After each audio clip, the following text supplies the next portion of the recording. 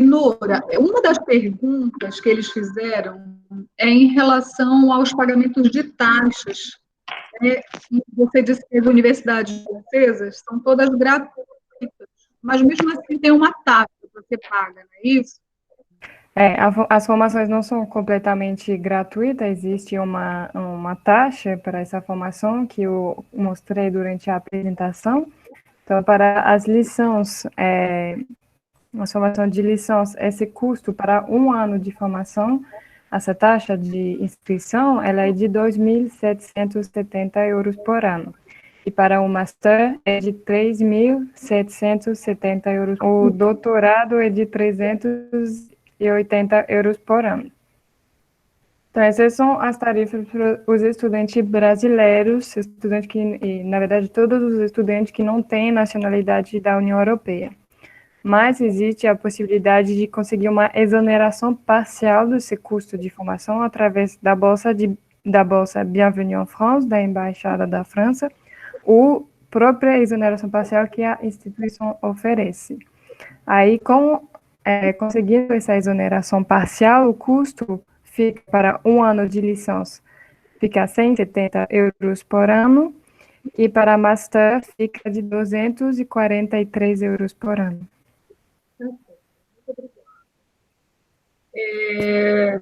Assim, eles perguntaram o seguinte: dos requisitos que são solicitados para cursar uma pós-graduação na França, a seu ver, o que é mais forte, o que é mais importante? Assim, na sua experiência de seleção de estudantes. Sim, então, tem 3 pontos importantes, que vão ser os 3 fatores avaliados pelas universidades.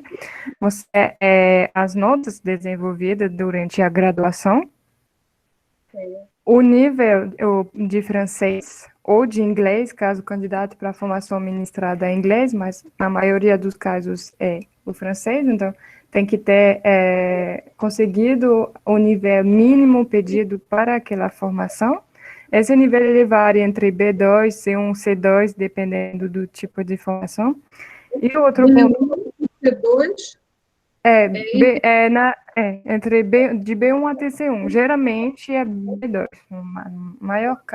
Maioria dos casos, para a candidatura individual é B2. Por exemplo, geralmente para o intercâmbio no âmbito do Brafitec, acredito que é mais o nível B1 que é pedido para poder ir estudar.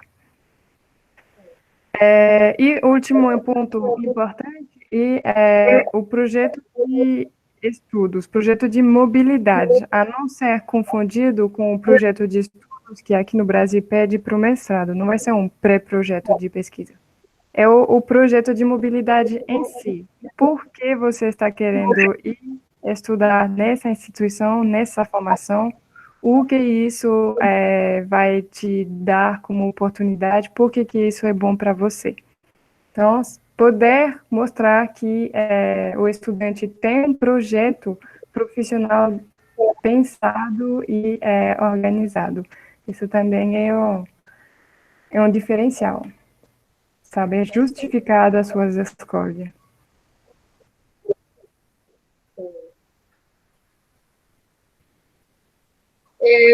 Você sabe dizer como é que faz para revalidar um diploma brasileiro na França? Então, existe uma plataforma que é chamada ENIC-NARIC, que permite um tipo de revalidação, mas para quem vai candidatar para um master, por exemplo, não precisa passar pela essa plataforma. É a universidade que, no momento da comissão de avaliação, vai olhar a grade currícula e vai decidir, vai verificar se o estudante tem um nível para entrar no master ou não. Então, essa revalidação, ela não necessariamente é obrigatória, vai ser precisa num caso de profissões, por exemplo, na área da saúde, que tem que ter um diploma francês para poder atuar na França como médico, por exemplo, mas nos outros casos não precisa passar pela essa plataforma. Geralmente são as universidades, com as indicações, orientações do Campus France do país também, que conseguem fazer essa revalidação. Muito obrigada, Laura. Eu acho que o seu é isso. Eles estavam pedindo se você poderia disponibilizar os slides também. Ah, sim, sem problema, eu Mas posso encaminhar.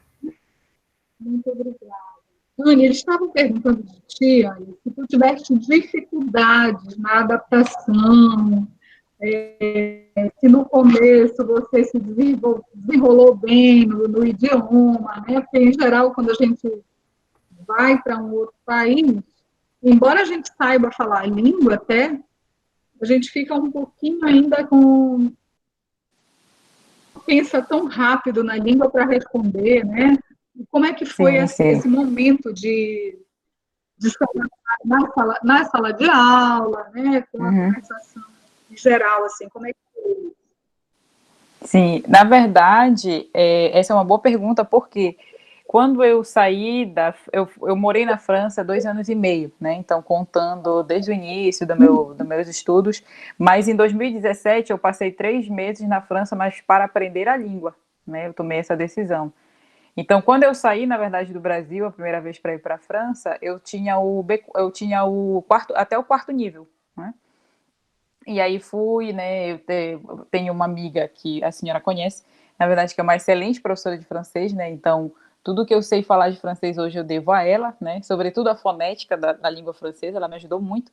Então, eu morei 2 anos com ela, e nós trabalhávamos, estudávamos diariamente, né? Então, nós estudamos durante 2 meses, e aí, depois de 2 meses, eu fiz o teste de nivelamento para a Aliança Francesa em Bordeaux, eu morava próximo de Bordeaux, e aí passei do quarto nível para o B1, né? Então, deu um salto, né? Essa formação sair daqui do Brasil com o quarto nível e cheguei na França, em Bordeaux, né? E consegui passar para o B1 e depois concluí meus estudos aqui em Belém, né? Concluí o B12 e tal, todos os pré-requisitos. Mas, de fato, né? O que eu posso dizer é que eu aprendi a falar francês falando francês, né? Então, eu saí daqui com o quarto nível, mas quando eu cheguei na França em 2017, a primeira vez, eu não sabia falar muito bem, né? Eu não me sentia segura, né? Apesar de já ter um nível de língua, né? Eu já tinha até o quarto nível, mas ainda assim, né? Com relação à escuta, tudo isso melhorou muito depois desse período que eu passei de imersão, né? Eu acho que esse trabalho de imersão, eu sei que a Aliança Francesa ela disponibiliza, né? Eu sei que é um investimento, mas esse trabalho de imersão posterior a uma formação, eu considero ele muito importante para que você possa se adaptar, né, com a língua.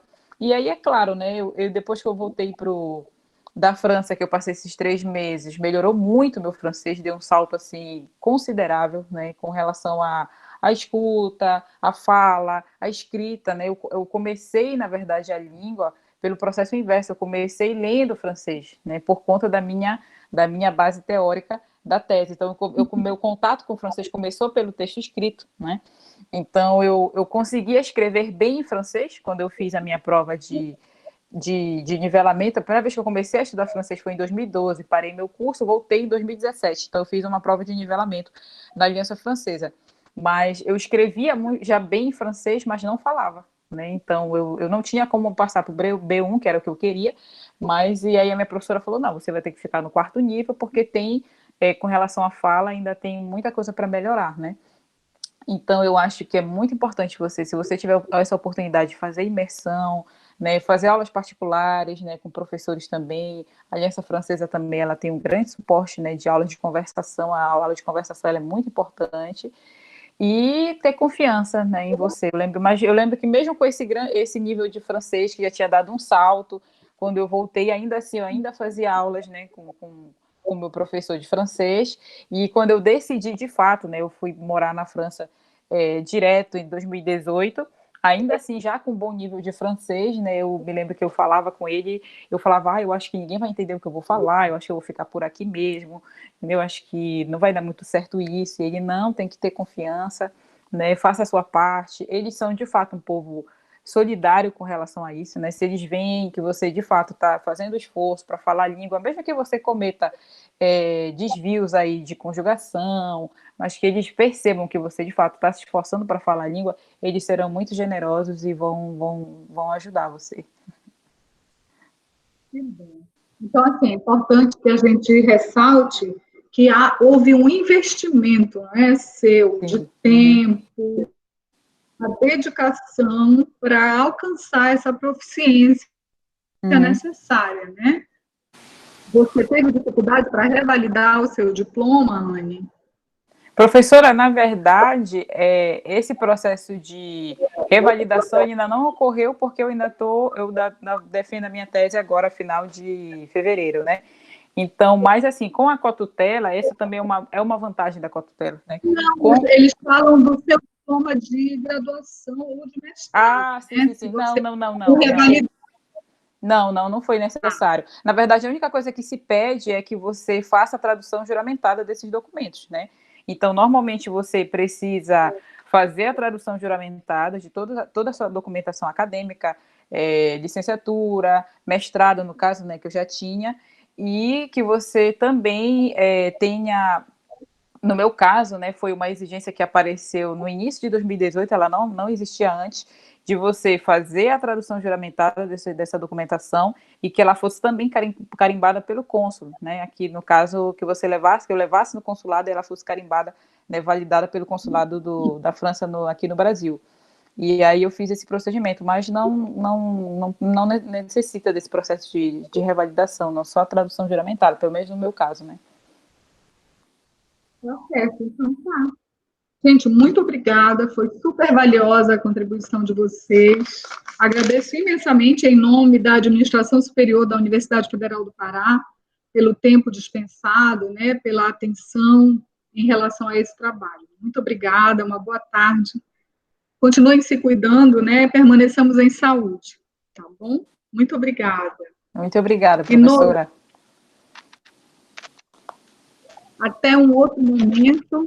Eu espero que a gente se encontre em breve, né? Que possamos conversar em breve.